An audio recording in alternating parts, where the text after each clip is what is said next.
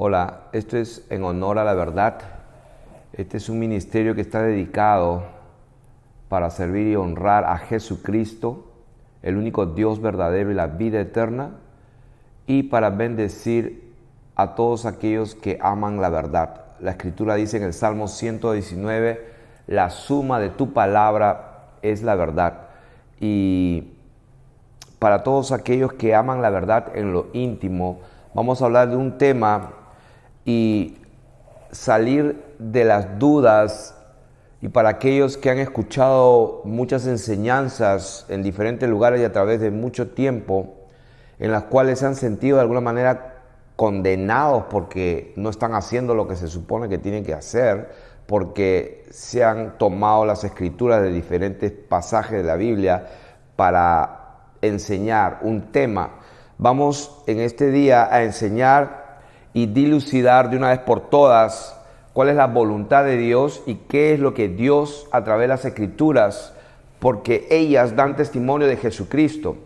La palabra de Dios dice en primera de Timoteo capítulo 6 versículo 3 que si alguno enseña otra cosa y no se conforma a las sanas palabras de nuestro Señor Jesucristo, está envanecido y no sabe nada, delira acerca de cuestiones y contiendas de palabras, de las cuales nacen envidias, pleitos, malas sospechas, disputas de hombres corruptos de entendimiento y privados de la verdad, que toman la piedad como fuente de ganancia.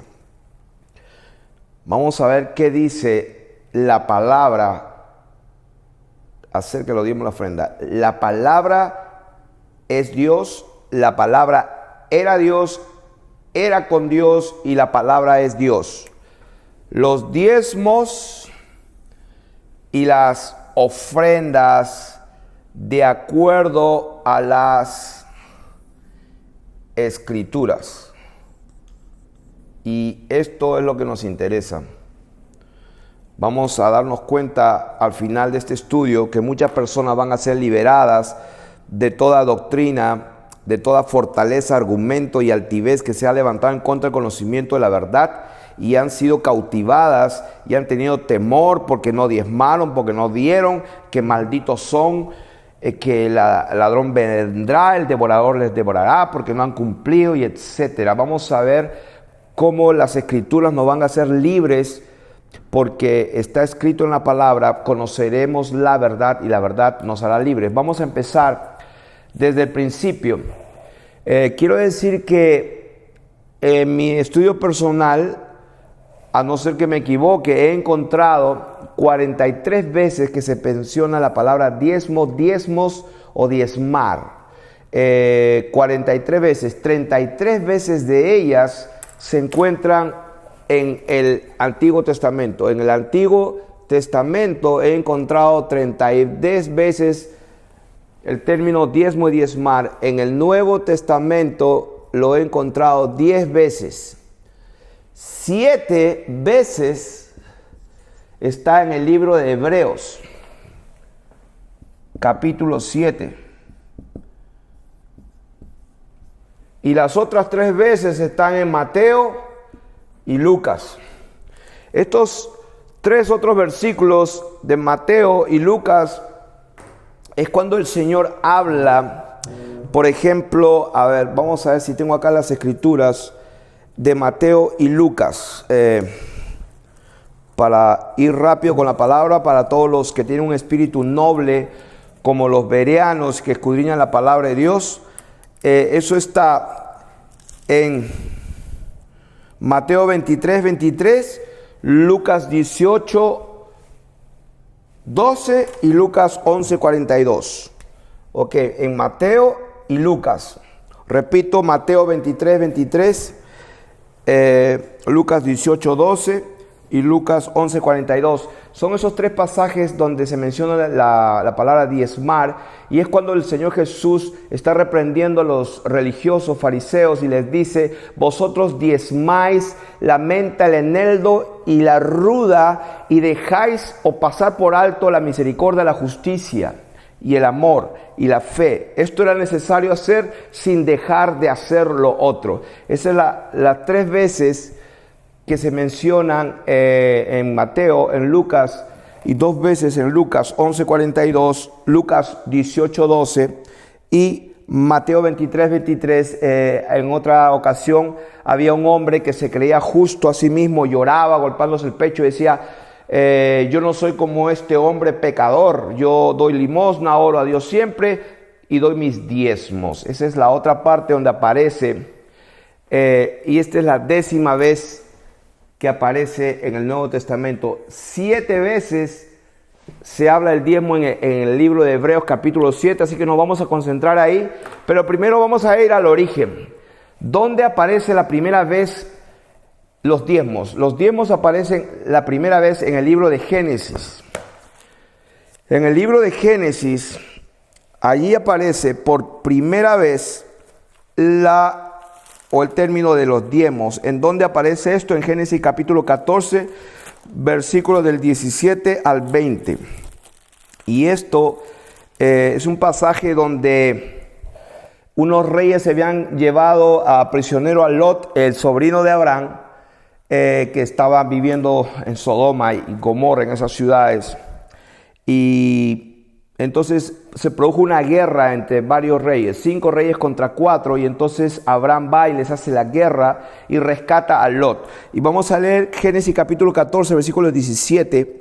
Dice: cuando volvía de la derrota de Kedorlaomer y de los reyes que con él estaban, salió el rey de Sodoma a recibirlo al valle de Sabé, que es el valle del rey. Entonces Melquisedec, rey de Salem y sacerdote del Dios Altísimo, sacó pan y vino y le bendijo diciendo: bendito sea Abraham, el Dios Altísimo, creador de los cielos y la tierra, y bendito sea el Dios Altísimo que entregó tus enemigos en tu mano. Y dice la Biblia: y le dio a Abraham los diezmos de todo. Es la primera vez que se mencionan los diezmos, y es en el momento en que Abraham, por agradecimiento, le entrega los diezmos, nada más ni nada menos que a Melquisedec. ¿Quién era Melquisedec? Ya vamos a ver en las Escrituras que Melquisedec no era más ni nada menos que Jesucristo. No era un mortal. No era un hombre mortal el que estaba recibiendo los diezmos, era el mismo Señor Jesucristo. Lo vamos a ver en el libro de Hebreos capítulo 7. Pero el punto, lo que quiero decir, que la primera vez que se menciona diezmos en la Escritura, nace del hombre por agradecimiento a Dios de haberle dado la victoria. O sea, nace del corazón del hombre por agradecimiento. Génesis capítulo 14, del 17 al 20. La segunda vez donde aparece diezmos en la Escritura, nuevamente en Génesis, y esta vez en el capítulo 18, del versículo 20 al 22. Y esta vez lo hace su nieto Jacob. Y dice así la Escritura, en el versículo 20 de Génesis 28. E hizo Jacob voto diciendo: si fuere Dios conmigo y me guardare en este viaje que voy, y me diere pan para comer y vestido para vestir, y si volviere en paz a casa de mi padre, Jehová será mi Dios.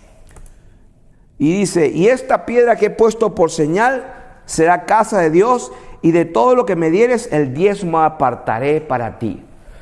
O sea, la segunda vez que aparece la palabra diezmo es de parte del nieto de Abraham, y esta vez también nace del hombre, y lo hace no por agradecimiento, sino lo hace por interés.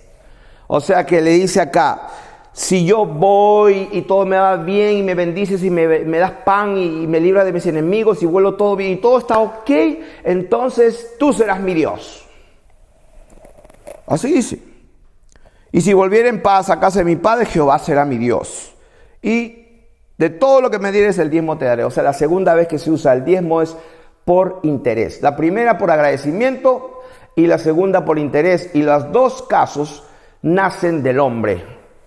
Son motivados y nacieron a partir del hombre dando los diezmos. La tercera vez que se pronuncia los diezmos en la Biblia sí proviene de Dios y fue por mandato y ordenanza que Dios le entregó a Moisés. ¿Dónde está eso? Eso está en Números capítulo 18 del 19 al 32. Entonces, Números capítulo 18 del 19 al 32 dice así: todas las ofrendas elevadas de las cosas santas que los hijos de Israel ofrecieron a Jehová, las he dado para ti y para tus hijos. Le está hablando al sacerdote Aarón. Y dice, le has dado para ti y para tus hijos. Entonces, por estatuto perpetuo, pacto de sal perpetuo es delante de Jehová para ti y para tu descendencia contigo. Y Jehová dijo a Aarón, de la tierra de ellos no tendrás heredad, ni entre ellos tendrán parte, porque yo soy tu parte y tu heredad en medio de los hijos de Israel. O sea que le está diciendo Dios a Aarón que él no le va a dar una parte entre las 12 tribus de Israel, no va a tener tierra, sino que él va a ser la heredad. Dios mismo va a ser la heredad para ellos. Y aquí yo he dado a los hijos de Leví, el capítulo 18 de Números, versículo 21 dice, he aquí yo he dado a los hijos de Leví todos los diezmos en Israel por heredad, por su ministerio, por cuanto ellos sirven en el ministerio del tabernáculo de reunión. Y no se acercarán más los hijos de Israel al tabernáculo de reunión para que no lleven pacto por el cual mueran, mas los levitas harán el servicio del tabernáculo de reunión y ellos llevarán su iniquidad, estatuto perpetuo será para vuestros descendientes y no poseerán heredad entre los hijos de Israel, porque a los levitas he dado por heredad los diezmos de los hijos de Israel que ofrecerán a Jehová en ofrenda, por lo cual les he dicho, entre los hijos de Israel no poseerán heredad. En otras palabras, las tribus de Israel estaban divididas en 12. Estaban divididas en 12. Entonces, de todas las tribus de Israel, Dios las dividió en 12, del 1 al 12. Pero la número 12, que era la de Leví, le dijo el Señor, los de Leví no tendrán tierra o heredad porque Dios iba a ser su heredad. De manera que los de Leví no recibieron una porción de tierra como las demás tribus, porque Dios dijo que Dios iba a ser el que les iba a proveer. ¿Y cómo lo iba a hacer? Las demás tribus le iban a dar el 10% del producto agrícola. ¿Dónde está eso? Aquí está, dice, habló en el versículo 25, habló Jehová a Moisés diciendo, así hablarás a los levitas y les dirá, cuando tomes de los hijos de Israel los diezmos que os he dado de ellos por vuestra heredad, vosotros presentaréis de ellos en ofrenda mecida a Jehová el diezmo de los diezmos. Y se os contará vuestra ofrenda como grano de la era y como producto del lagar, o sea, granos de trigo y de la uva. O sea, eran productos agrícolas.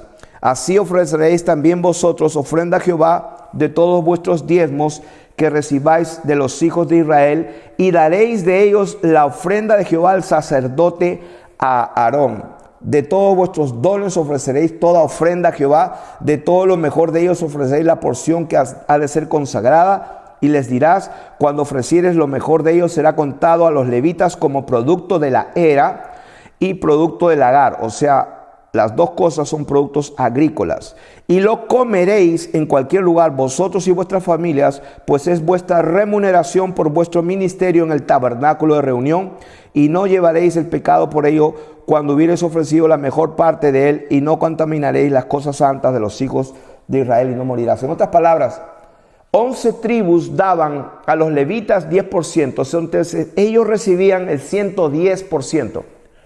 Y entonces los levitas tenían que a su vez dar el 10% a Aarón, y entonces se quedaban prácticamente con el 100%. Cada uno daba el 10%. Ahora, esto fue las ordenanzas que Dios dio a Moisés. Claramente aquí estamos leyéndolo en Números capítulo 18. Ahora vamos a ir al famoso versículo de Malaquías, el famosísimo versículo de Malaquías que está en el capítulo 3. Y dice así. Vamos a leerlo del versículo. Voy a leerlo un poco antes porque me gusta el contexto, para que no haya un pretexto. Habíamos enseñado alguna vez acerca de la exégesis y de la eisegesis. La eisegesis es el tipo de enseñar y escudriñar las escrituras a la conveniencia de una agenda o de un pensamiento ya preconcebido, y entonces usamos las escrituras para dar la enseñanza. La exégesis es ver la palabra de Dios tal y cual, en el momento que se habló, a quién se le habló, en el contexto correcto, y podemos entonces ver mejor la verdad de Dios. Así que no acomodemos la palabra a nuestros intereses. Estamos viendo entonces, número 1, que la primera vez que se habla de diezmo fue por agradecimiento a Dios. Y la segunda, por interés, para que Dios lo proteja, lo cuide y lo bendiga. Y la tercera vez ya Dios oficialmente ordena, ¿no es cierto?, que los hijos de Israel, al ser divididos por heredades, a la tribu Leví no se le dio heredad porque las otras tribus le iban a dar el 10% de los productos agrícolas para que ellos puedan vivir. Y a su vez los mismos levitas iban a dar el diezmo de los diezmos al sumo sacerdote Aarón. Así fue establecido. Entonces en Malaquías capítulo 3 dice la Biblia, versículo 7, desde los días de vuestros padres os habéis apartado de mis leyes. Quiero subrayar esa palabra leyes. Esa palabra leyes es muy importante porque nos enseña mucho acerca de la palabra de Dios. O sea, la palabra ley es muy importante. Dice, os habéis apartado de mi ley. Malaquías capítulo 3, versículo 7. De mis leyes y no las guardasteis, volveos a mí y yo me volveré a vosotros, ha dicho Jehová de los ejércitos, mas dijisteis, ¿en qué hemos de volvernos? Y ahí viene el versículo 8, dice, ¿robará el hombre a Dios? Pues vosotros me habéis robado y dijisteis, ¿en qué te hemos robado? Dice, en vuestros diezmos y ofrendas. Malditos sois con maldición porque vosotros, la nación toda, estamos hablando de la nación de Israel, quiere decir que los levitas estaban incluidos. Porque si bien es cierto, las 11 tribus que tenían que dar el diezmo a los levitas también tenían que dar el diezmo de los diezmos a Aarón. Entonces dice, la nación toda me habéis robado. Y dice el versículo 10, traer todos los diezmos al alfolí y haya alimento en mi casa. Y probadme, está hablando del tabernáculo de reunión, porque eso es lo que dijo Dios en Números, que eso es lo que le correspondía por su trabajo de ministrar en el tabernáculo de reunión. Trae todos los diezmos al alfolí y hay alimento en mi casa, y probadme ahora en esto, dice Jehová de los ejércitos, si no os abriré las ventanas de los cielos y derramaré sobre vosotros bendición hasta que se sobreabunde. Reprenderé también por vosotros al devorador y no os destruirá el fruto de la tierra, ni vuestra vid en el campo será estéril, dice Jehová, y todas las naciones os será bienaventurados, porque seréis tierra deseable, dice Jehová.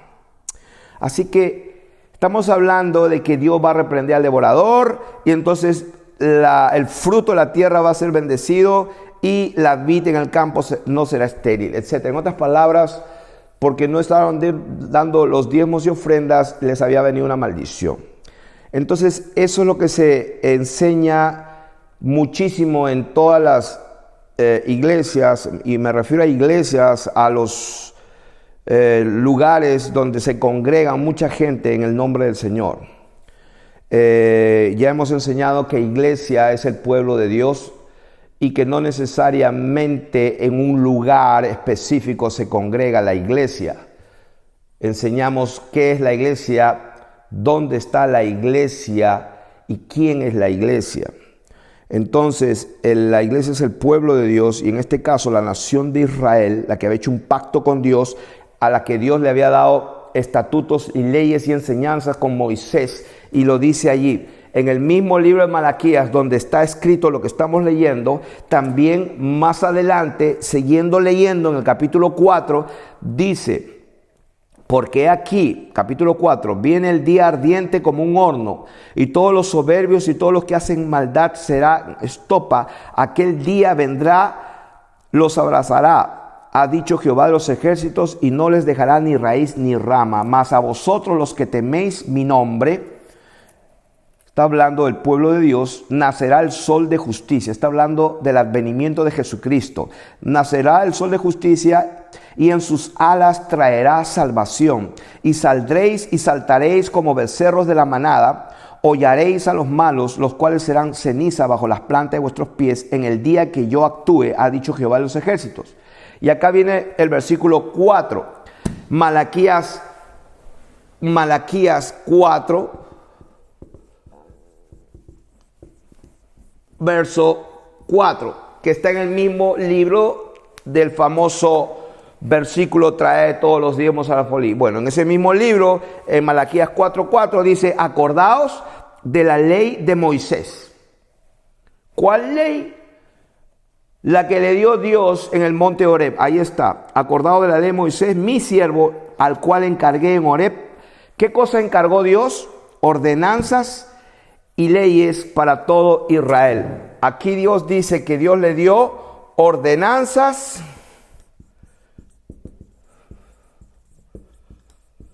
y leyes.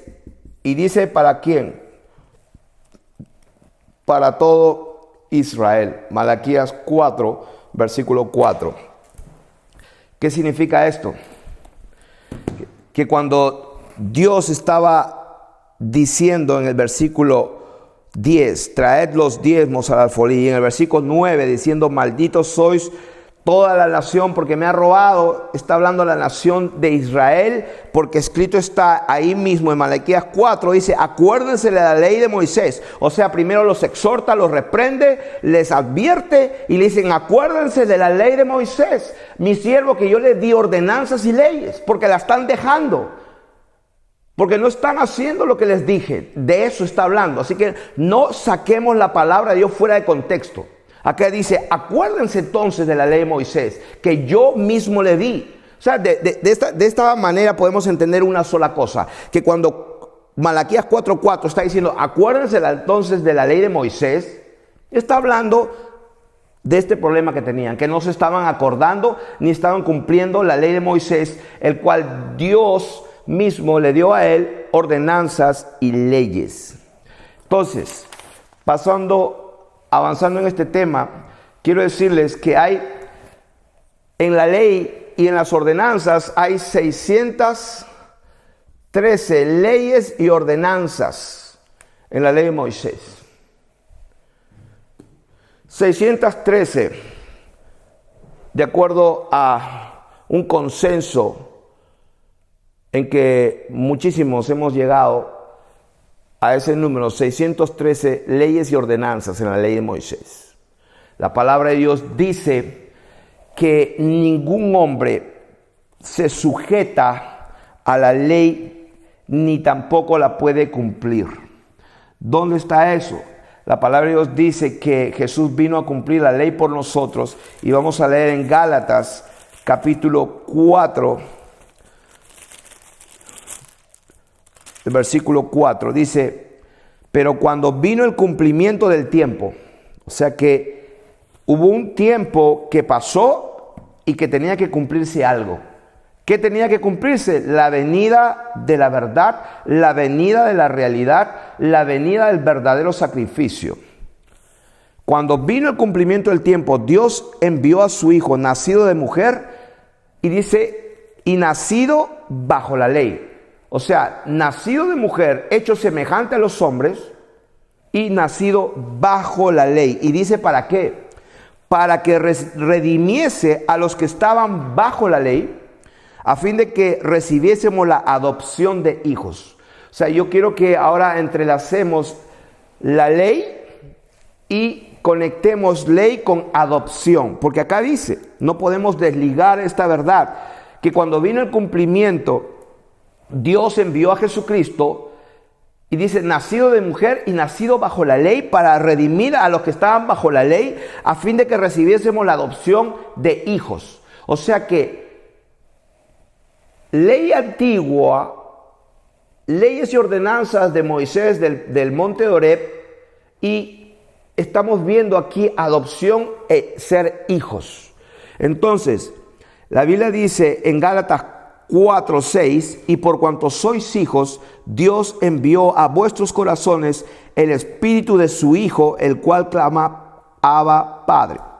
Abba significa papito. Entonces se leería de esta manera, el cual dice, el espíritu del Hijo está en nosotros, el cual clama, papá.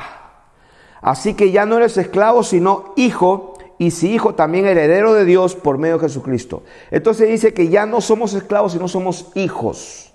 Entonces lo que yo quiero enseñar en esta mañana es que es imposible guardar la ley de Dios. Es imposible guardar 613 leyes y ordenanzas,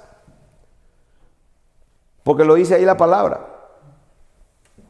¿Dónde dice eso? Romanos capítulo 8, del 1 al 9. Dice: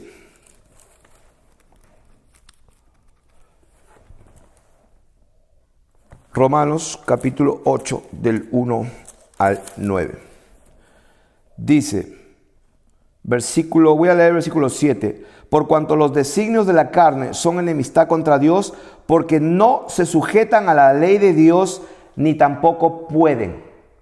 O sea que el hombre no puede sujetarse a la ley, pero hay algo más. Dice que tampoco puede. ¿Dónde está eso? Romanos capítulo 8, versículo 7. Lo voy a leer ahora desde el versículo 1.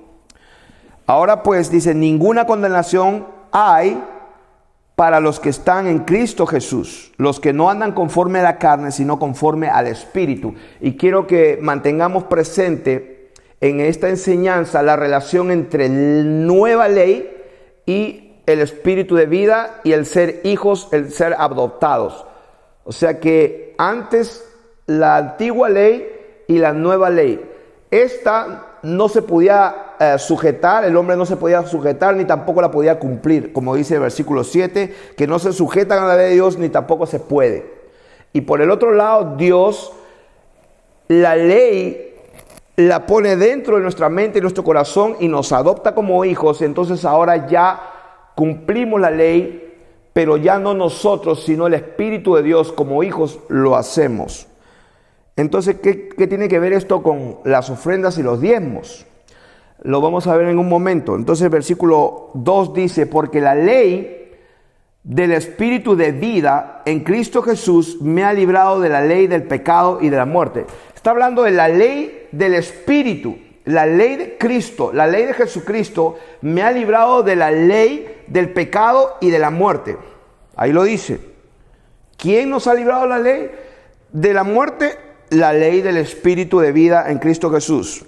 Porque lo que era imposible para la ley, por cuanto era débil por la carne, Dios enviando a su Hijo en semejanza de carne de pecado. Y a causa del pecado, dice, condenó al pecado en la carne, para que la justicia de la ley se cumpliese en nosotros, que no andamos conforme a la carne, sino conforme al Espíritu, porque los que son de la carne piensan en las cosas de la carne, pero los que son del Espíritu en las cosas del Espíritu. Porque el ocuparse de la carne es muerte, pero el ocuparse del Espíritu es vida y paz. Por cuanto los designios de la carne son enemistad contra Dios, porque no se sujetan a la ley de Dios, ni tampoco pueden. Y los que viven según la carne no pueden agradar a Dios. Mas vosotros no vivís según la carne, sino según el Espíritu. ¿Quiénes son vosotros? Ahí dice, mas vosotros no vivís según la carne, sino según el Espíritu, si es que el Espíritu de Dios mora en vosotros. Y si alguno no tiene el Espíritu de Cristo, no es de él. Entonces estamos hablando aquí de que en el mismo capítulo 8 dice, el Espíritu mismo da testimonio a nuestro espíritu de que somos hijos de Dios. Por eso dije en un momento, vamos a relacionar la palabra ley con hijos. Y dice, y si hijos también herederos, herederos de Dios y coherederos con Cristo, si es que padecemos juntamente con Él, para que juntamente con Él seamos glorificados. Entonces, ¿de qué estamos enseñando aquí? Estamos enseñando de que las ofrendas y los diezmos, de acuerdo a la ley, no se pueden guardar ni cumplir. Jesús los cumplió por nosotros. Él nació de mujer y bajo la ley para cumplir la ley. Él la cumplió a perfección para que su justicia, lo que Él hizo a perfección, nos lo entregue a nosotros y nos dé su espíritu en un nuevo pacto. Ahora nosotros ofrendamos y damos aún más que el diezmo. Y vamos a explicarlo eso en un momento. Estábamos diciendo que algunos dirán, ¿qué tiene que ver los diezmos y las ofrendas, de acuerdo a las Escrituras, con lo que estamos hablando, tiene todo que ver. Porque el Señor Jesucristo vino para cumplir la ley.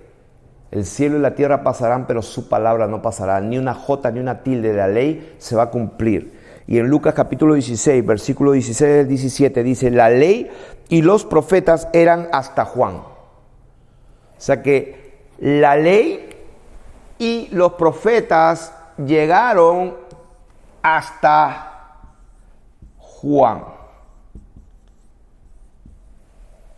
La ley y los profetas llegaron hasta Juan. Lucas capítulo 16, versículo 16. La ley y los profetas eran hasta Juan. Desde entonces, o sea, desde ese punto, el reino de Dios es anunciado y todos se esfuerzan por entrar en él. Pero más fácil es que pasen el cielo y la tierra que se frustre una tilde de la ley.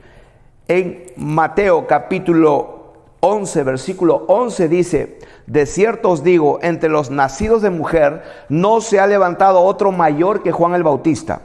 O sea que el Señor Jesús, dando testimonio de un hombre, y dice que entre los que nacieron de mujer no se ha levantado uno más grande, mayor que Juan el Bautista. Ahí lo dice.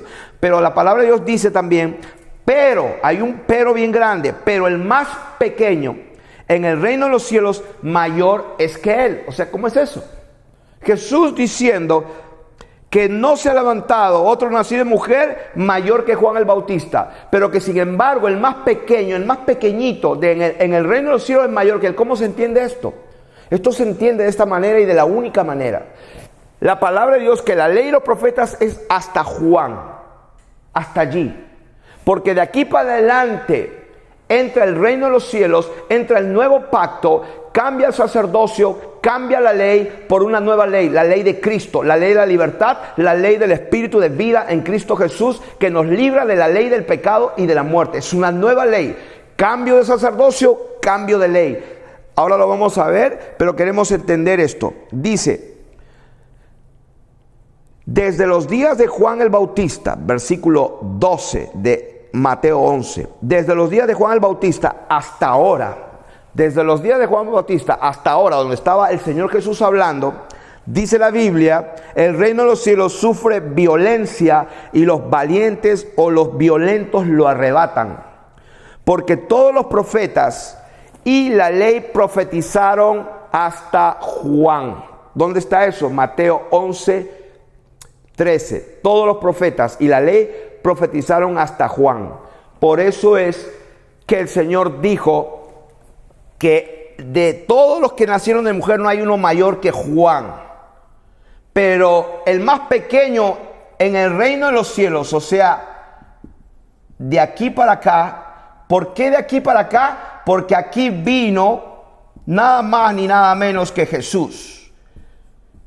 Y entonces el más pequeño que reciba el nuevo pacto, y vamos a ver cómo es el nuevo pacto, el más pequeño va a tener la capacidad de no solamente cumplir los 613 mandamientos y ordenanzas, sino aún mucho más. Y por eso es que en la palabra de Dios, nosotros en el nuevo pacto no damos los diezmos solamente, damos la vida entera. Jesucristo dijo: si alguno quiere ser mi discípulo y no renuncia a todo lo que posee, no puede ser mi discípulo. Wow, o sea que ahora la cosa es más fuerte. Claro que sí. Jesús dijo: oísteis que fue dicho a los antiguos en la ley, no matarás, pero yo os digo, o sea, yo os digo, en el nuevo pacto sí es posible. Por eso que la gente no entiende. Oíste que fue dicho, no matarás, pero yo os digo que cualquiera que se enoje contra su hermano será culpable de juicio. Y cualquiera que le diga fatuo, necio a su hermano será culpable ante el concilio, y cualquiera que le diga fatuo será expuesto al fuego. Oíste que fue dicho, no perjurarás, pero yo os digo que vuestro sí sea sí y vuestro no sea no. Oíste que fue dicho, no adulterarás, pero yo os digo que cualquiera que mira a una mujer para codiciarla ya adulteró. ¿Qué estamos hablando? Estamos hablando de que, si bien es cierto, Juan él era el mayor, pero en el reino de los cielos el menor es mayor que Juan. ¿Por qué? Porque en el reino de los cielos, con el nuevo pacto, ahora Dios se mete en el corazón y en la mente, y las leyes que antes estaban escritas en tablas de piedra para cumplir, ahora esas leyes Dios las pone dentro de nuestra mente, en nuestro corazón, y nos da la potestad de ser hijos de Dios, porque Él pone el espíritu de su Hijo dentro de nosotros, y es el espíritu dentro que hace que andemos en victoria. La palabra de Dios dice que los que somos nacidos de Dios no practicamos el pecado, porque dice, la simiente de Dios permanece en nosotros y no podemos pecar porque somos nacidos de Dios. ¿Dónde está eso? Primera de Juan capítulo 3. Entonces, estamos hablando de que por qué Jesús dijo que Juan, siendo el más grande, nacido de mujer, en el reino de los cielos el más pequeño, mayor que él. ¿Por qué? Porque él estaba estableciendo un nuevo pacto que lo había dicho en Jeremías. En Jeremías capítulo 31, versículo 33, ahí está el famoso pacto que él prometió y dijo así: este es el pacto, Jeremías 31, 33, que haré con la casa de Israel después de aquellos días, dice Jehová. Daré mi ley en su mente y las escribiré en su corazón, y yo seré a ellos por Dios y ellos me serán por pueblo. Y no enseñará más ninguno a su prójimo ni ninguno a su hermano diciendo, conoce a Jehová, porque todos me conocerán. ¿Por qué? Porque yo perdonaré la maldad de ellos y no me acordaré más de sus pecados. ¿Dónde está también eso? En el nuevo pacto, en Hebreos capítulo 8, la palabra de Dios dice de esta manera, hablando del pacto, y vamos a unir los diezmos y las ofrendas con la ley y el pacto. Capítulo 7 de Hebreos, dice la Biblia, cuando uniendo la primera parte de la enseñanza, este Melquisedec, voy a leer el versículo 1, este Melquisedec, rey de Salem, sacerdote del Dios Altísimo, que salió a recibir a Abraham, que volvía de la derrota de los reyes, y le bendijo, a quien asimismo dio a Abraham los diezmos de todo. Esa es una vez que se repite. Cuyo nombre significa primeramente rey de justicia y también rey de Salem, esto es rey de paz, sin padre, sin madre, sin genealogía, que ni tiene principio de días ni fin de vida, sino hecho semejante al Hijo de Dios, permanece sacerdote para siempre. Este Melquisedec era Jesucristo mismo. Considerad pues cuán grande era este, a quien aún Abraham el patriarca dio diezmos del botín. Ciertamente los que reciben de entre los hijos de Leví reciben el sacerdocio, tienen mandamiento de tomar el diezmo del pueblo según la ley, es decir, de sus hermanos, aunque estos también hayan salido de los lomos de Abraham. Pero aquel cuya genealogía no es contada de entre ellos tomó de Abraham los diezmos y bendijo al que tenía las promesas. Y sin discusión alguna, el menor es bendecido por el mayor. Y aquí ciertamente reciben los diezmos los hombres mortales, o sea, los levitas. Pero allí uno de quien se da testimonio de que vive. Y por decirlo habrá así, en Abraham pagó el diezmo también Leví, que recibe los diezmos. Y aquí en todas estas palabras están las 7 veces donde se pronuncian diezmos en el Antiguo Testamento. En el Nuevo Testamento se encuentran 10 veces la palabra diezmo. Y las 7 están aquí. Las otras 3 están en Mateo y Lucas, cuando Jesús habla de que los religiosos diezmaban la ruda, las hortalizas y todo, y dejaban lo más importante, que era la justicia, la misericordia y la fe. Entonces ahí se completan las 10 veces que en el Nuevo Testamento se habla de diezmos. Entonces, el punto de lo que quiero decir aquí es el versículo 12. Porque cambiado de sacerdocio, necesario es que haya también cambio de ley. O sea que cuando se cambia el sacerdocio, se cambia también la ley. Y de aquel de quien se dice esto es de otra tribu de la cual nadie sirvió al altar. Porque manifiesto es que nuestro Señor Jesús vino de la tribu de Judá, de la cual nada habló Moisés tocante al sacerdocio, o sea, tocante a los diezmos. Es lo que está hablando, de que los sacerdotes mortales reciben los diezmos, reciben los diezmos, entregan los diezmos. Entonces la Biblia dice, porque cambiado el sacerdocio, es necesario también que se cambie de ley. ¿Cuál ley? Gálatas 6:2 dice que sobrellevad la carga los unos de los otros y cumplir así la ley de Cristo. Esa es la nueva ley, la ley de Cristo, la que habla Romanos, la ley del Espíritu de vida en Cristo Jesús. Ahora, en Hebreos, estoy corriendo porque es mucho lo que hay que enseñar, pero en Hebreos quiero leer capítulo 8, continuando Hebreos 7, el capítulo 8, ahí se une lo de la ley, lo del cambio de sacerdocio, cambia la ley, y dice el versículo 8, vamos a leer desde el versículo 10, por lo cual dice: este es el pacto que haré con la casa de Israel después de aquellos días, dice el Señor. Pondré mis leyes en la mente de ellos y sobre su corazón las escribiré, y seré a ellos por Dios y ellos me serán por mi pueblo. Y ninguno enseñará a su prójimo ni ninguno de sus hermanos diciendo: conoce al Señor, porque todos me conocerán desde el menor hasta el mayor, porque seré propicio a sus injusticias y nunca más me acordaré de sus pecados. ¿Qué significa esto?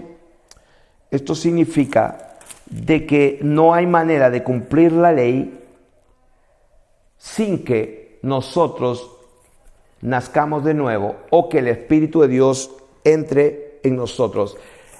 El Espíritu Santo, cuando entra a morar en este vaso de barro, porque la Biblia dice que este cuerpo es un vaso de barro, para que la excelencia del poder sea de Dios y no de nosotros, quiere decir que es la única manera en que nosotros podemos andar en el Espíritu. Por eso dice la Biblia que los que andan en el Espíritu, estos son hijos de Dios.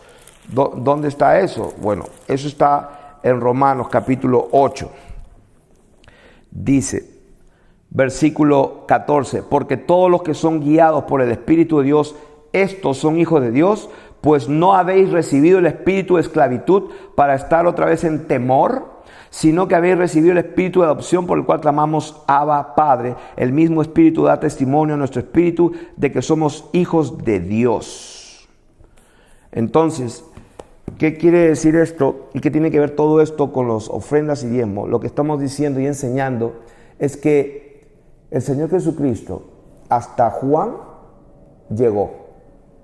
Después el reino de los cielos hace violencia porque Jesucristo llegó. Cuando Él llega y hace la obra y se convierte en el sumo sacerdote que hace las paces y la paz con Dios y los hombres, derrama su sangre, la lleva al trono verdadero en el cielo, y entonces Él derrama su espíritu sobre aquellos que creemos en Él. Está escrito que a todos los que creen en Él les dio potestad de ser hijos de Dios. ¿Cómo? A través de la suministración de su espíritu.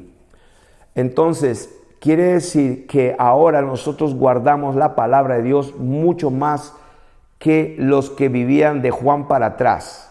Ejemplo, en el Nuevo Testamento, cuando vino el poder del Espíritu Santo, la iglesia fue llena del poder de Dios. En Hechos capítulo 2, dice la Biblia que la iglesia con respecto al ofrendar y al dar fue mayor. Por ejemplo, dice en Hechos capítulo 4, por ejemplo, dice versículo 36, entonces José, a quien los apóstoles pusieron por sobrenombre Bernabé, que traducido es hijo de consolación, levita, natural de Chipre, el famoso Bernabé, dice, como tenía una heredad, la vendió y trajo el precio y lo puso a los pies de los apóstoles, porque dice en el versículo 34 que no había entre ellos ningún necesitado, porque todos los que poseían heredades o casas las vendían y traían el precio, o sea, traían el dinero de lo vendido y lo ponían a los pies de los apóstoles. Lo ponían a los pies ¿de dónde? De los apóstoles. Y dice que se repartía a cada uno según su necesidad. O sea que estamos viendo que ahora la entrega y el dar es aún mayor. La gente vendía lo que poseía y el dinero lo ponían a los pies de los apóstoles y se entregaba eso no para hacer templos, sino a los necesitados. O sea que el propósito de ofrendar no es para construir edificios, sino para ayudar a los pobres y a los necesitados. Jesucristo mismo daba limosna a los pobres y a los necesitados. ¿Dónde está eso? Juan capítulo 12. Todos conocemos la historia donde el Señor tenía una bolsa que la tenía a cargo Judas, el traicionero. Dice Juan 12, Dice, entonces María tomó una libra de perfume de nardo puro de mucho precio y ungió los pies de Jesús y los enjugó con sus cabellos, y la casa se llenó del olor de perfume. Y dijo uno de sus discípulos, Judas Iscariote, hijo de Simón, el que le había de entregar: ¿por qué no fue este perfume vendido por 300 denarios y dado a los pobres? O sea, que había una costumbre de que Jesús en su ministerio tenía dinero y se lo daba a los pobres. Pero esto dijo no porque se cuidara de los pobres, sino porque era ladrón, y teniendo la bolsa sustraía lo que se echaba en ella. Entonces Jesús le dijo: déjala, para mi día de sepultura guarda esto, porque a los pobres siempre lo tendréis con vosotros.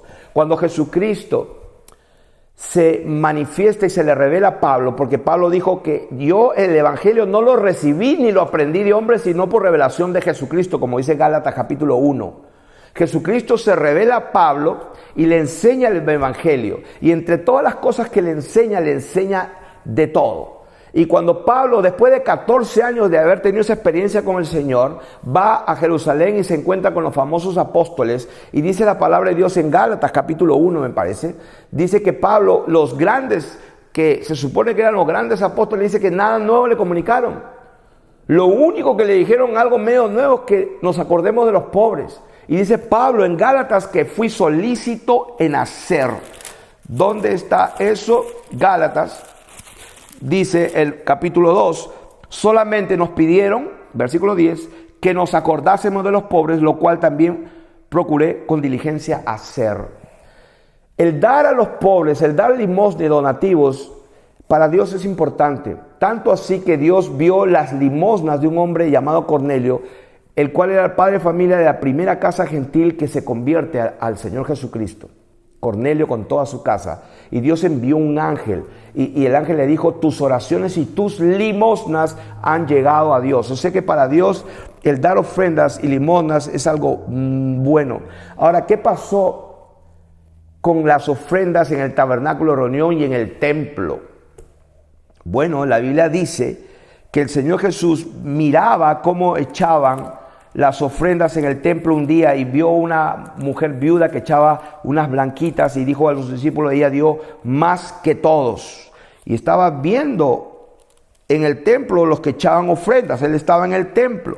Pero ¿qué dice Marcos capítulo 12? Cuando él estaba viendo, y le dice, ella echó de su pobreza todo lo que tenía. Y dice la Biblia en Marcos capítulo 13, saliendo Jesús del templo, o sea, estaba en el templo viendo cómo echaban las ofrendas en el templo, le dijo uno de sus discípulos: maestro, mira qué piedra, mira qué lindo templo y qué edificio. Y Jesús le responde y le dice: ¿ves estos grandes edificios? ¿Ves este gran templo? Le dijo: no quedará piedra sobre piedra que no sea derribada. ¿Qué significa esto? Acordémonos, Jesús es Dios, primeramente. Y Él, como Dios, sabía lo que va a pasar. Así que Él le plació, Él permitió que el templo famoso se destruyera. Punto. ¿Por qué? Porque ya no hay más sacrificio. Él fue el sacrificio. Él es el Cordero de Dios. De manera que ya no se necesita más templos. Y la única vez que se va a construir un nuevo templo va a ser para que se siente el anticristo, dice la Biblia, el cual se va a oponer a todo lo que se llama Dios y es objeto de culto. Se va a sentar en el trono haciéndose pasar por Dios como Dios. De manera que no hay más templo donde llevar ofrendas. Jesús mismo lo dijo: ves esta piedra, este templo, no quedará nada. Él sabía y lo permitió porque así quiso Él, y Él es Dios. De manera que hoy, en el Nuevo Testamento, en el libro de los Hechos, podemos ver muchísimas partes cómo es que se hacían las cosas. Por eso el Señor dijo que el mayor de los nacidos de mujer, Juan, el menor en el reino, es mayor. ¿Por qué? Estoy dando el ejemplo. Vendían todo. El dar es mucho más sacrificial. ¿Por qué? Porque la verdadera iglesia tenía el espíritu del Hijo en sus corazones. Pero la iglesia de ese tiempo no era cualquier iglesia. Era una iglesia cerrada. El mundo no entraba a la iglesia. La iglesia iba al mundo. Y la Biblia dice que el mundo, los demás no se juntaban con ellos. ¿Dónde está eso? Capítulo 5. Hechos capítulo 5. Versículo 12. Por la mano de los apóstoles se hacían muchas señales y prodigios en el pueblo, y estaban todos unánimes en el pórtico de Salomón. De los demás, esa palabra es bien importante.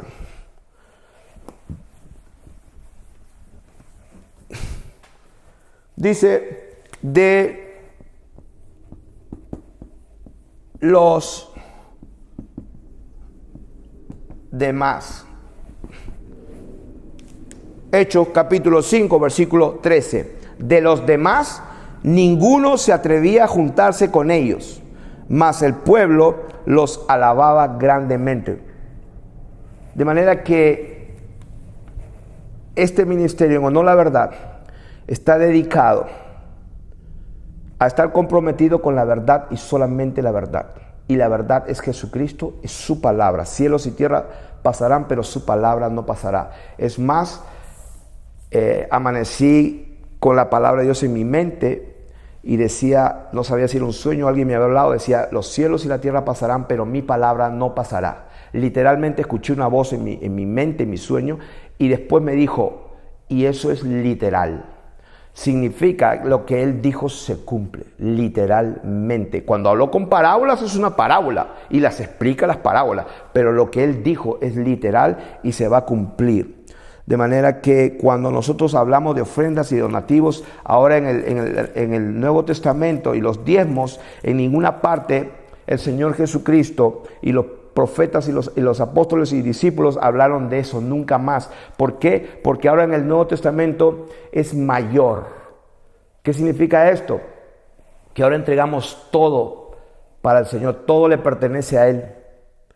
Pero lo que se ha hecho, se ha pervertido el verdadero evangelio. Por eso enseñamos la otra vez, otro Jesús, otro Espíritu, otro evangelio, porque el verdadero evangelio no es así. La iglesia dice, los demás no se juntaban con la iglesia.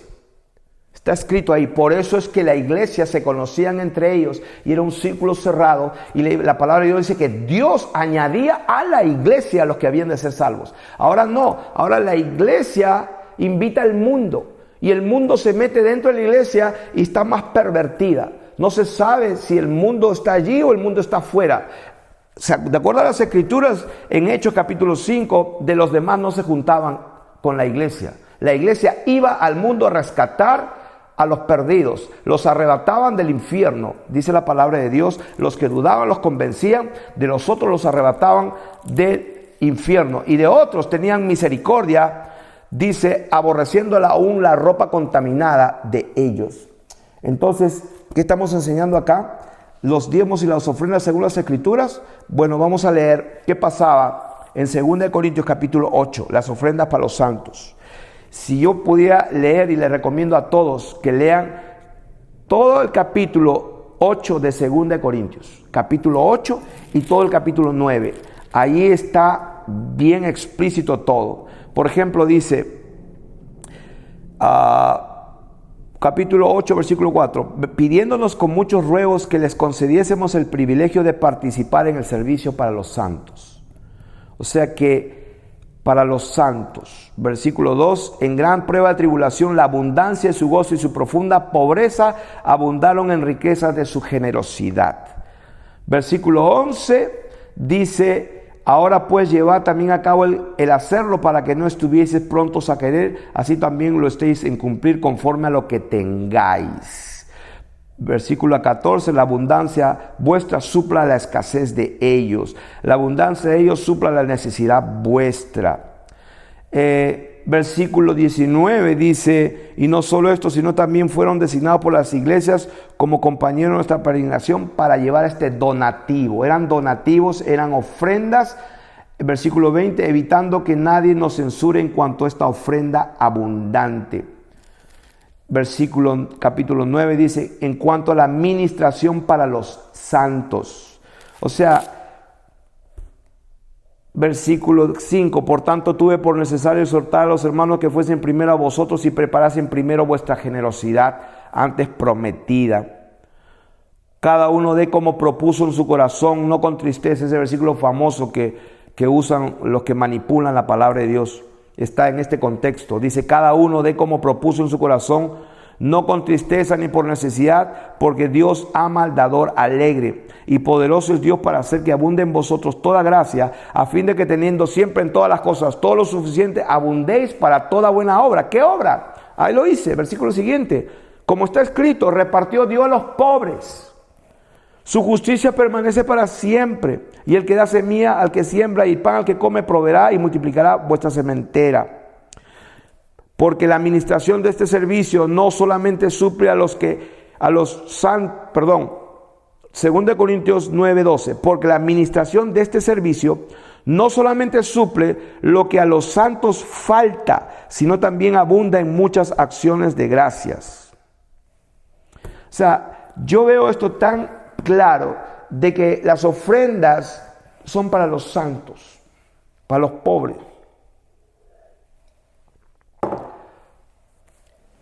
No sé qué evangelio se está predicando y enseñando, pero está todo claro en la palabra de Dios. La primera familia romana no judía, ya dijimos, daba limosna a los pobres. Pablo trabajaba con sus propias manos. Hechos capítulo 18, del 1 al 4. Es más, Pablo, al final del libro de los Hechos, cuando ya termina de escribir las epístolas y todo, en el último capítulo del libro de los Hechos, dice la Biblia que Pablo estaba en una casa alquilada por 2 años y ahí recibía a todos los que querían escuchar y les enseñaba acerca de Jesucristo. Él trabajaba con sus propias manos. El apóstol Pablo tenía derecho a comer y beber de los santos, pero no usaba de su derecho para no poner obstáculo o excusa al evangelio verdadero de Jesucristo. La iglesia del libro de los Hechos, que es la iglesia verdadera, pues de esa se da testimonio en las Escrituras, era una iglesia cerrada. Dios es el que añadía a la iglesia a los que habían de ser salvos. La iglesia iba al mundo a rescatar y predicar y el mundo no venía a la iglesia. Ahora, quiero hacer un disclaimer y quiero equilibrar esta enseñanza. En Lucas capítulo 8, versículo 3, dice la Biblia que muchas mujeres le servían a Jesús de sus bienes. O sea, Jesús recibía el servicio. Jesús era servido con bienes. ¿Dónde está eso? Lucas capítulo 8, versículo 1 al 3. El Señor mismo dijo, como dice la palabra en 1 Corintios 9, versículo 14, así también ordenó el Señor a los que anuncian el evangelio que vivan del evangelio. La iglesia coopera con los que hacen la obra. Tercera de Juan del 5 al 8. El que es enseñado en la palabra haga partícipe de toda cosa buena al que lo instruye. Gálatas 6 del 6 al 7. O sea, ¿qué estamos diciendo con todo esto? Lo que estamos enseñando aquí, y voy a concluir, que ahora en el nuevo pacto somos hijos de Dios y como hijos ya no somos esclavos, sino herederos de Dios. Renunciamos a todo y todo está en las manos del Señor. Lo que pasa es que la iglesia se ha corrompido a través de los siglos y lógicamente nadie va a vender sus cosas y ponerlo en manos de ¿quién? ¿Dónde están los apóstoles? ¿Dónde están los apóstoles? O sea que todo se ha pervertido, todo se ha corrompido, pero quiero decir que el remanente del Señor puede identificar quién es un siervo de Dios, quién es la verdadera iglesia, y entre la verdadera iglesia debemos de ayudarnos, debemos de entregar todo a los pies del Señor y que el Señor opere por medio de su Espíritu Santo y Él dirija por medio de sus siervos a repartir de acuerdo a la necesidad de cada persona.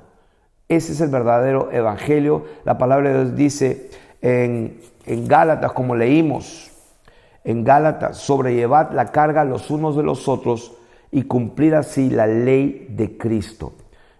La ley de Moisés pasó, estamos en la ley de Jesucristo.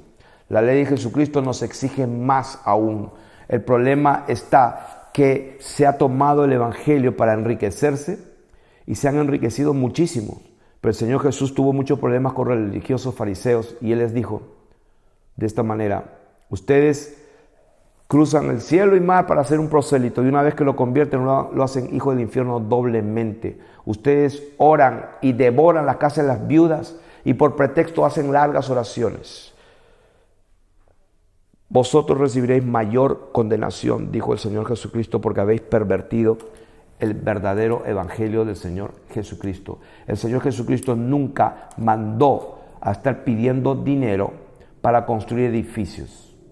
Él permitió que el templo famoso lindo se destruyera.